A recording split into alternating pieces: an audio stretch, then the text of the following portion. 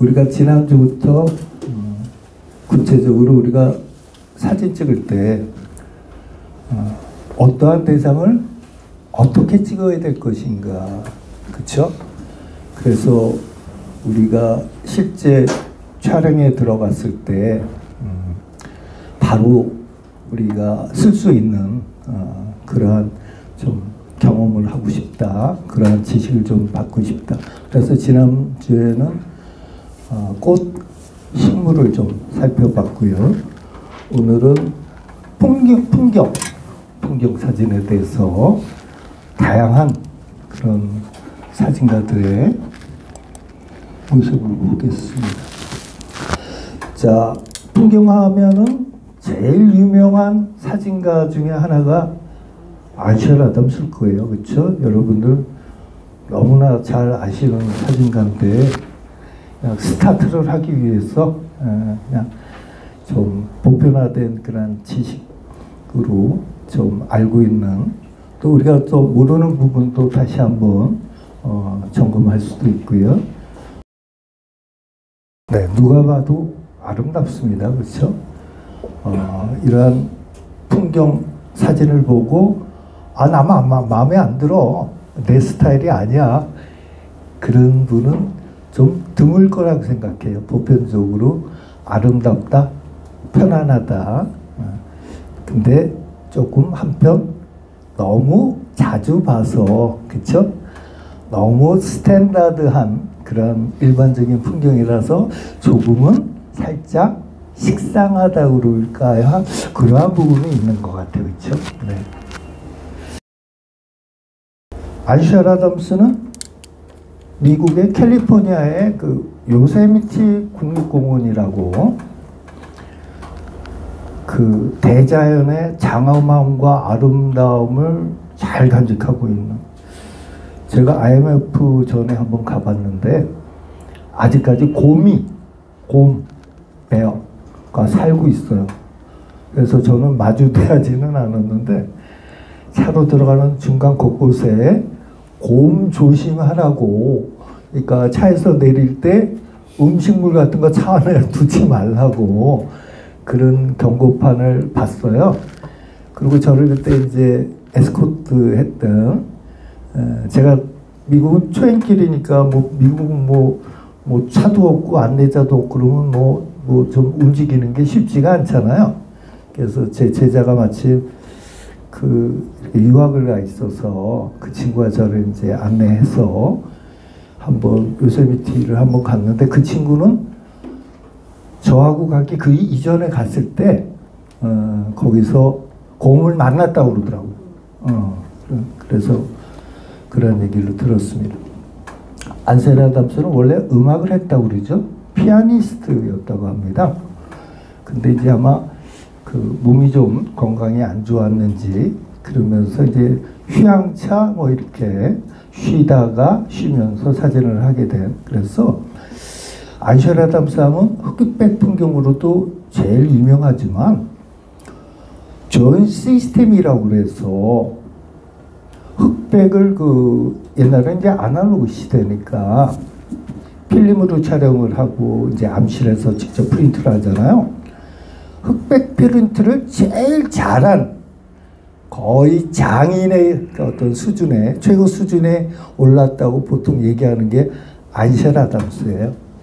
그래서 존 시스템이라고, 존 시스템은 뭐냐면은 흑백은 칼라고 달리 색이 단조롭잖아요. 블랙하고 화이트하고 중간에 회색 단계로 세상의 색을 표현을 해야 되는데, 그래서 흑백에서 보편적으로 그 중간 단계에 그걸 갖다 개조라고 합니다. 흑백의 농담을 얘기하는 거죠. 영어로는 그라데이션이라고 하는데, 그래서 흑백의 개조가 좀 풍부한 것을 보편적으로 흑백에서는 프린트 잘 됐다, 이렇게 제가 얘기하는 거죠. 일반적인 얘기를 하는 겁니다. 그래서 안셜 아담스는 존 시스템을 개발을 했어요. 그래서 저는 어떠한 책에도 다 제가 봤던 어떠한 책에도 다 존 시스템은 안쉘 아담스가 개발했다? 더러는 발명했다? 발명이 맞는지는 모르겠습니다만 제가 봤던 모든 사진책에서는 다 그렇게 기록이 돼 있어요. 근데 최근에 인터넷이 잘 돼 있어서 저도 이제 그 학생들을 가르치다 보니까 대부분의 사진적인 지식은 사진책이라든지 또 외국에서 제가 구독했던 외국 사진 전문 잡지라든지 그러한 그 인쇄 매체를 통해서 대부분의 정보를 얻었습니다. 그래서 제가 진짜 며칠 전까지만 해도 존 시스템은 안쉘 아담스가 개발했다고 가르쳤어요. 30년을. 근데 그게 아니더라고요. 그게 아니더라고요. 최신 정보에 의하면 위키피디아라고 있습니다. 인터넷에 보면은 모든 정보들이 있어요. 그 중에는 굉장히 신뢰할 수 있는 정보도 있지만 어떤 것은 진짜 신뢰하기 어려운 그런 것도 제법 많습니다. 이제 그 위키피디아라는 그런 어떤 그 인터넷으로서 검색 가능한 백과사전이죠. 그게 저는 제일 그 신뢰할 수 있는 정보라고 생각을 해요. 그래서 구글에서 위키피디아를 검색을 해서 그 자료에 의하면은 존 시스템에 대해서 어떻게 나왔느냐면은 이건 안쉘 아담스가 직접 말씀하신 거래요. 자기가 혼자서 개발한 게 아니다. 1939년에 LA의 로스앤젤레스에서 아트센터라는 그런 좋은 예술학교가 있습니다. 거기서 프레드 아처라는 또 다른 선생, 프레드 아처하고 같이 실험을 통해서 감도 측정 원리를 거기서 연구를 했대요. 거기서 실험을 했답니다. 어떤 교육과정에서. 그래서 둘이 같이 실험에 의해서 만들어진 결과물 데이터였다는 얘기죠. 그래서 내가 혼자 온전히 발명한 건 아니라고 안쉘 아담스가 분명히 얘기를 했답니다. 그래서 이 존 시스템의 그 개발은 두 사람이 공동으로 했다고 볼 수 있고요. 그리고 이제 그 최종적으로 마무리 짓고 결과물을 갖다가 이렇게 가지런하게 정리한 것은 안쉘 아담스로 볼 수 있을 것 같아요. 이 사진은 안쉘 아담스가 개인적으로 제일 좋아하는 사진이고요. 저 또한 안쉘 아담스의 사진 중에서 최고의 작품이라고 생각을 합니다.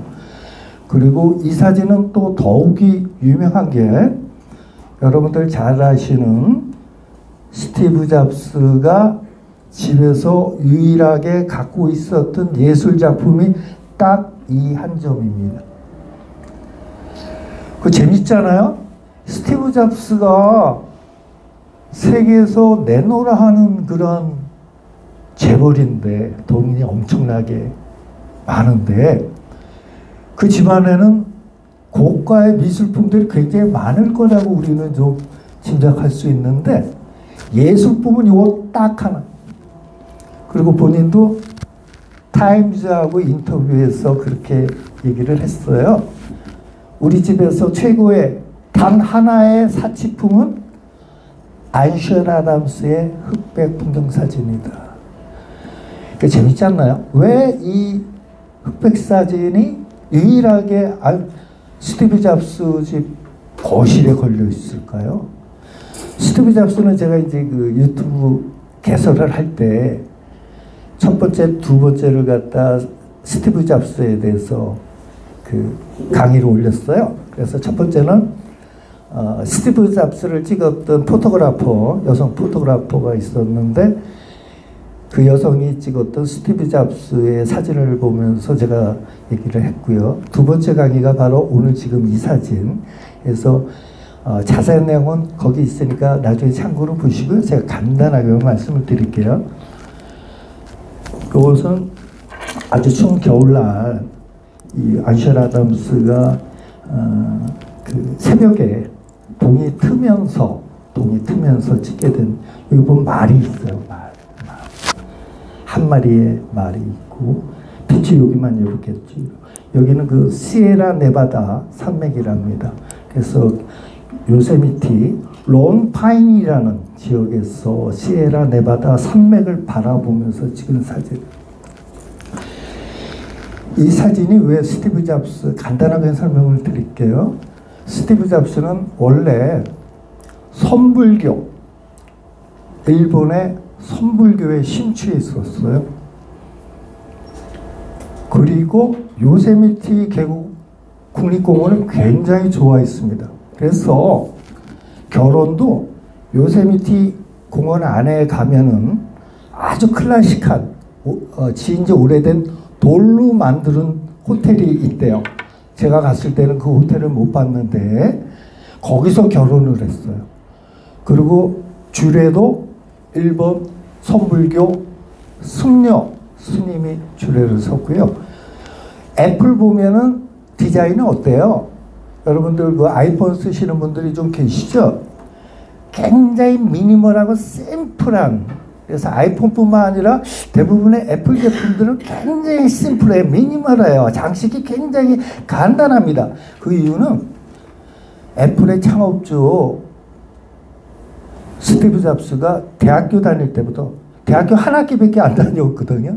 그리고 나머지 몇 학기는 청강을 했죠. 선불교에 심취해가지고 혼자 그 어떤 참선 같은 거를 많이 하고 또 과목도 그쪽 과목을 많이 들어갔답니다. 그래서 집에 이 사진을 걸어놨던 이유는 요세미티를 좋아했다고 그랬잖아요. 이것을 보면서 자기 참선을 한 거예요. 수행을 한 거예요. 명상에 들어간 거예요. 여러분들 저거 아세요? 우리 뇌는 실질적으로 보는 거하고 상상하는 거하고 정확하게 구별을 못해요. 그것을 처리하는 뇌의 부위가 비슷한 부위에 있어요.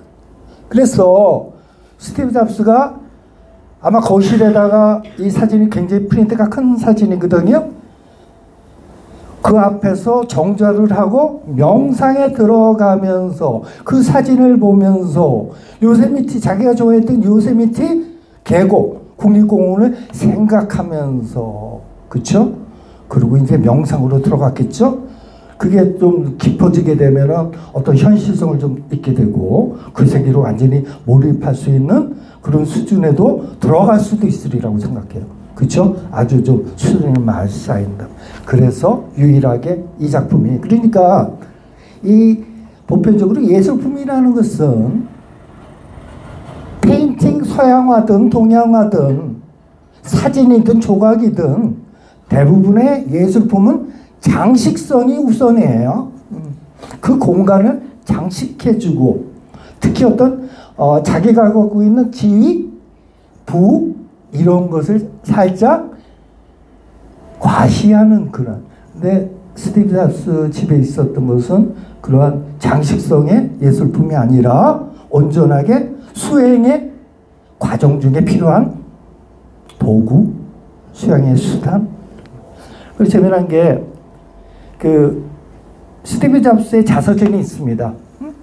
제가 그 국문하고 영문을 같이 보면서 그때 프로그램을 만들었는데 거기 재미난 일화가 있어요. 스티브 잡스가 이 사진을 어떻게 갖고 됐냐 얘기가 나오는데 스티브 잡스가 이 사진이 원래 아슈엘 아담스가 딸의 생일 선물로 프린트해서 딸한테 선물로 준 거예요. 근데 스티브 잡스가 나중에 딸로부터 이 사진을 구입을 한 거예요. 그래서 자기 집 거실에 걸었는데 어느 날 하녀가 물걸레로 닦았답니다. 청소를 하다가 그냥 먼지만 이렇게, 그러니까 유리로 이렇게 액자 상태가 아니었나 봐요. 그냥 판넬 상태로 아슈엘 아담스가 만들었던 사진 프린트는 젤라틴 실버 프린트죠. 젤라틴 실버 프린트는 종이 위에 실버, 그쵸? 빛을 받아서 느끼고 기록하는 아주 미세한 분말 상태의 은가루와 젤라틴은 동물의 악여를 녹여서 만든, 그러니까 일종의 도가니탕이라고 할까요? 그래서 걔가 접착력을 갖고 있습니다. 그러니까 한여가 걸레를 갖다가 물걸레로 닦으면 어떻게 됐겠어요? 젤라틴은 물을 만나면 수분을 만나면 풀어지거든요. 그러면서 씻겨 나갔겠죠. 젤라틴이 씻겨 나가면서 젤라틴 안에 분포되어 있던 아주 미세한 상태의 은이 같이 떨어져 나갔겠죠. 그래서 그때 이제 그 책에 자서전에 나오는 걸 보면은 스티브 잡스가 수소문을 해서 안쉘 아담스는 이미 그때는 타계한 다음이고 안쉘 아담스의 조수를 겨우 찾았답니다. 생전에 아담스를 도와서 그 일을 했던 암시를 이렇게 어시스트했던 조수를 찾아가지고 그 조수한테 그 수리를 부탁을 했다는 그러한 일화가 나와 있습니다. 그 스티브 잡스에. 그래서 잠깐 그 안쉘 아담스의 사진을 봤고요. 에드워드 웨스턴이라고 하는 역시 미국의 사진가입니다. 에드워드 웨스턴은 안쉘 아담스보다 선배입니다. 시기적으로는 선배요. 제가 시기적으로 여러분들한테 작품을 보여드리기 위해서는 이 작품이 먼저 왔어야 되는데 아까도 말씀드렸습니다만 보편적으로 알고 있는 풍경사진의 어떤 대표격이라고 할까 안쉘 아담스를 먼저 보여드리고 에드워드 웨스턴은 현대 사진가들한테 엄청난 영향력을 끼친 사람이에요. 안쉘 아담스하고는 비교가 될 수 없을 정도의 그러한 가치를, 그러한 수준을, 그러한 위치를 갖고 있는 게 에드워드 웨스턴입니다. 에드워드 웨스턴은 역시 미국의 이제 캘리포니아를 주로 그 지역을 바탕으로 활동을 했고요. 당시에 F64 그룹이라고 하는 F64 여러분들도 F 그러니까 F 다음에 수치가 붙으면 너무나 익숙하게 잘 아시죠, 그렇죠? 보통 우리가 사진을 찍을 때 두 가지 조건으로 사진을 찍잖아요. T, time, F, 조리개 수치. 그래서 이 F64 그룹이라는 건 바로 그 조리개 수치를 얘기하는 겁니다. 근데 여러분들 갖고 계시는 카메라 렌즈에 F64 있으세요? 없죠. 제 것도 없어요. 이건 뭐지? 왜 F64지? 이 F64는 대형 카메라 중에서도 사이즈가 큰 거 A/10 8 곱하기 10인치 제가 쓰는 대형 카메라는 4x5 4 곱하기 5인치짜리입니다. 대형 카메라도 종류가 있어요.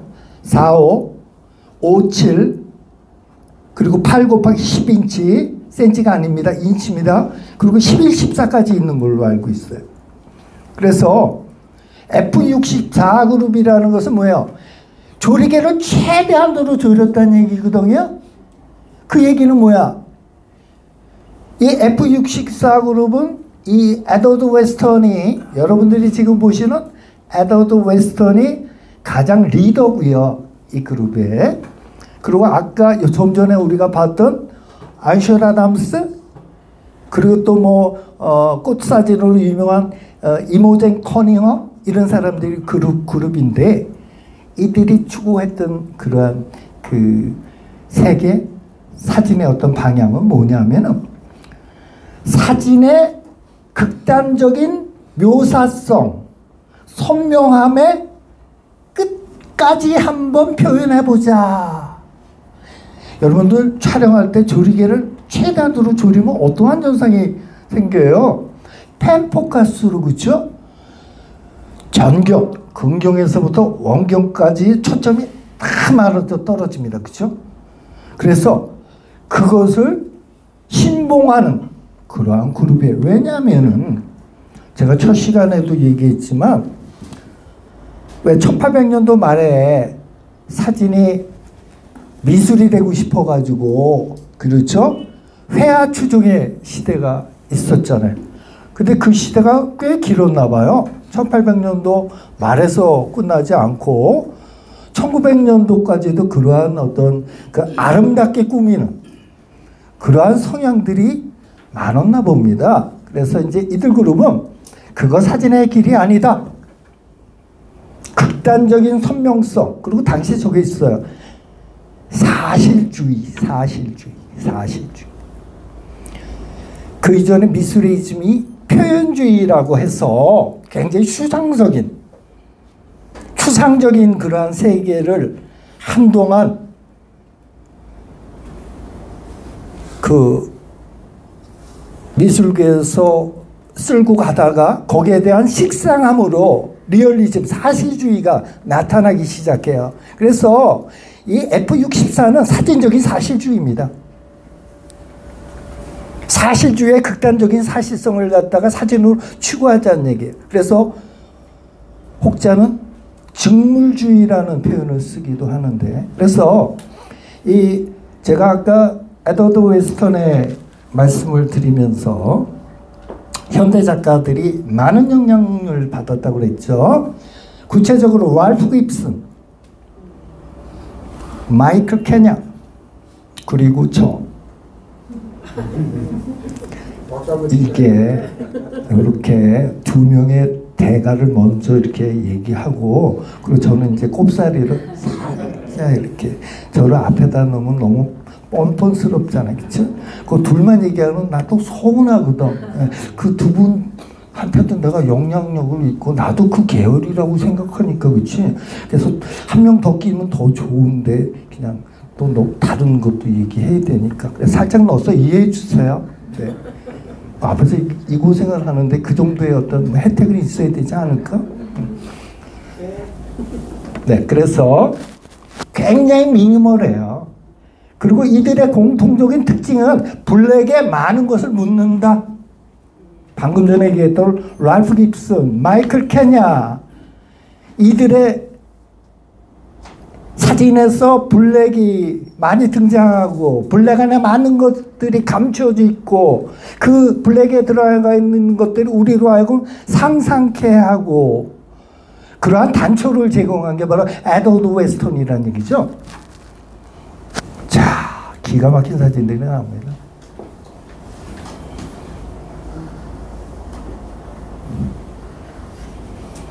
작은 조개인데 저 안에 우주가 있어요. 빛의 그라데이션. 이게 이 사진들이 현대 사진에서 굉장히 중요한 역할을 합니다. 에드워드 웨스턴이 이러한 사진을 찍을 때만 해도 사진에서 이러한 작은 하찮은 어떤 오브제들, 그것들이 예술이 될 수가 있다고 하는 그러한 것을 생각하지 못할 때예요. 근데 에드워드 웨스턴은 대형 카메라, AY-10 대형 카메라를 사용해서 그의 신념인 조리개를 최대한으로 64로 조인 다음에 대상을 갖다가 촬영을 하고 있습니다. 그래서 여기서 자, 이 조개가 언뜻 봐서 조개 같지가 않아요. 그렇죠? 근데 극도로 선명한 리얼리티, 그리고 배경이 까맣게 단순하게 처리된, 그래서 우리가 알고 있는 조개의 모양과 많이 떨어져 있어요. 그래서 낯설게 이상하게 보여주는 거야. 지난번 제가 말씀을 드렸죠. 낯설게 하기, 이상하게 느껴지는 거. 이거 사진에서 굉장히 중요하다고. 그런 것들이 우리 마음에 남는다고. 뭐예요?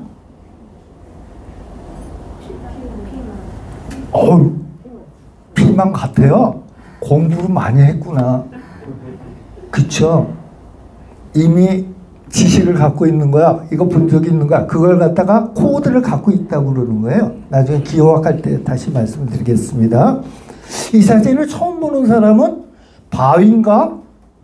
아니 금속으로 만들어놓은 현대 어떤 조각가의 작품인가?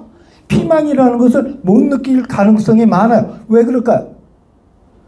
왜 이것은 분명히 피망인데 왜 우리가 알고 있는 피망하고 다를까요? 이게 바로 에드워드 웨스턴의 전략이 여기 투입이 된 겁니다.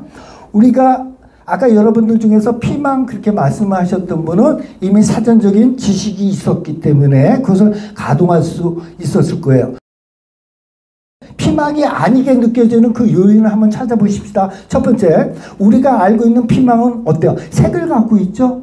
색을 갖고 있습니다. 근데 색이 없어요. 블랙으로 처리가 됐어요. 그래서 우리가 알고 있는 피망의 느낌이 좀 덜한 거예요. 또 하나, 초점을 극단적으로 선명하게 하면서 초점이 전체적으로 맞아지니까 어떻게 돼요? 피망이 갖고 있는 유연성, 부드러움이 축소가 돼요. 강인함, 부드러운 맛보다는 강인한 그런 차가운 그러한 느낌이 동반이 되죠. 또 하나, 배경을 어떻게 택했나요? 완전한 블랙으로 택했어요. 그래서 얘를 갖다 고립시키고 있어요. 피망은 원래 있어야 될 장소가 있어요. 응? 주방에서 요리하는 어떤 주방 작업대라든지 아니나 과일이나 채소 가게에서 파는 그러한 어떤 자판 위에라든지 아니면 요리하는 뭐 이런 그 접시 위에 있다든지. 근데 여기서는 낯설고 이상한 상황에서 보여주고 있습니다. 그래서 이러한 조건들이 우리가 알고 있는 피망의 그 세계를 많이 떠나게 할 수 있는 그러한 요인이 되었다. 자, 그래서 에드워드 웨스턴은 자, 풍경사진, 사막사진, 구름사진으로서 펜포카스 F64 기법으로 촬영했죠. 그리고 정물들, 그렇죠? 야채, 조개, 뭐 이런 것들을 갖다 직물주의라고 그래서 어떤 사진적 사실주의 입각해가지고 촬영한 것들이 있고요. 그리고 누드 사진에 있어서 최고봉입니다. 나중에 한번 보여드릴게요. 가장 우아한, 가장 아름다운, 가장 품위 있는 그러한 몸 사진을 찍어서 유튜브에 또 걸릴까 봐. 네, 나중에 한번 보여드리겠습니다. 그래서 어쨌든 후대 사진계에 끼친 어떤 영향은 굉장히 큰 그런 사진가입니다. 계속 칙칙한 사진만 보여드려서 화산 사진으로 넘어오겠습니다. 사진 좀 보고 얘기할게요. 기분이 좋아지실 거예요. 저거 내 사진하고 비슷하네. 그렇죠? 그렇게 생각하실 수도 있을 것 같아요. 아름답죠? 네.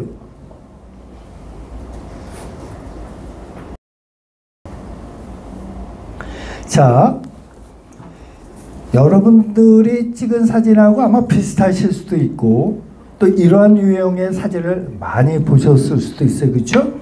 지난번 제가 뉴 칼라라는 말씀을 좀 드렸었죠. 그렇죠? 조엘 메로위치의 그 바닷가 리조트의 주변의 모습을 보여드리면서 1975년, 70년대 중반에서 말부터 뉴 칼라가 등장을 했다 그러면서 제가 그 이전에 칼라가 있었다는 얘기를 했어요.